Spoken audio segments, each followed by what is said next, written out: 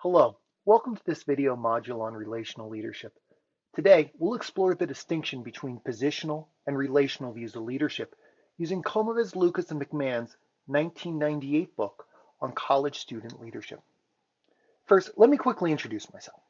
My name is Brett Tallman. I'm an engineer in Bozeman working in product development, small-scale manufacturing, and the biomedical field. For the past several years, I've been exploring engineering education, and I'm now finishing my doctorate in industrial engineering. I'm really interested in the topic of engineering leadership, and I'm excited to have you along as we explore a little bit of it together.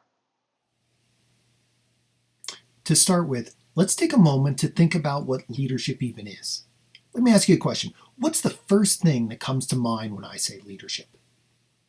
Some might think of a powerful politician, maybe an important historical figure, or business success, or even a fictional character. Usually people think of someone in charge, and for a long time, this is how we've thought of leadership. One individual leading many to do something great.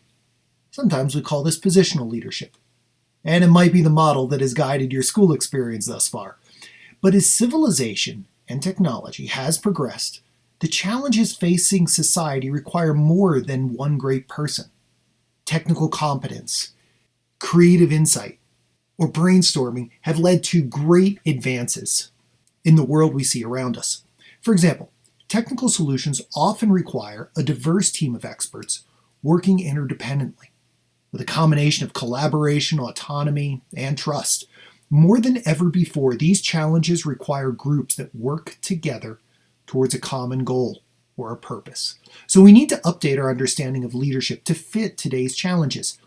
The relational approach proposes that we expand our understanding of leadership. In addition to something one person does, we can also envision leadership occurring in a way not based on position or authority. Rather, those with relevant skill, knowledge, or experience, they bear responsibility for the project when it's in their wheelhouse. This brings us to the relational approach to leadership. Leadership is defined as a relational and ethical process of people together attempting to accomplish positive change. In this process, members are engaged in working together towards a shared purpose. Maybe that purpose is clean drinking water in the developing world. Maybe it's a new orthopedic medical device, or developing a system that filters indoor recirculated air to eliminate viruses. What's the common theme in these? They're changes, hopefully positive, to the status quo. And they're accomplished by a team working with common purpose. The key component of this approach is working within the context of relationship. So members depend on each other. And each member bears responsibility for group success. For example, the water pump expert works with a site engineer. Because their fields are so entwined, neither can succeed without the expertise of the other. So what does this approach look like? The relational approach centers purpose at the heart of leadership. This means each member is committed to the group goal, such as a new product or innovation.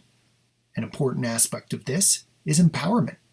Rather than one authority surrounded by servants, this model of leadership suggests an interdependence between members. In other words, every member bears responsibility for project success, and they depend on each other. For example, to develop a new filtration system, one person may specialize in filters, one in airflow, and another in virus control. Each contributes in a special way. The third idea is ethics. If a group is to wield the power of change, the goal should be improving society, not exploiting it. And as an engineer, our professional mandate to protect the public welfare comes before our responsibility as employees. The third prong is inclusion.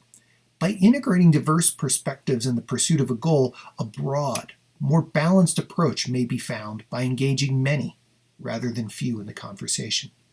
For example, we need not only to understand how airflow is important in the classrooms, but also in offices, restrooms, and common spaces. Finally, the idea that surrounds all this is process. What activities characterize the group? How are decisions reached? How are members included? How is purpose pursued? For example, is collaboration common? How about reflection? Is the community supportive? Is criticism civil? Is feedback transparent and fair? The context of process reminds us that leadership is not a static state, but a process. In sum, relational leadership proposes that contributing to a group's purpose is everyone's responsibility.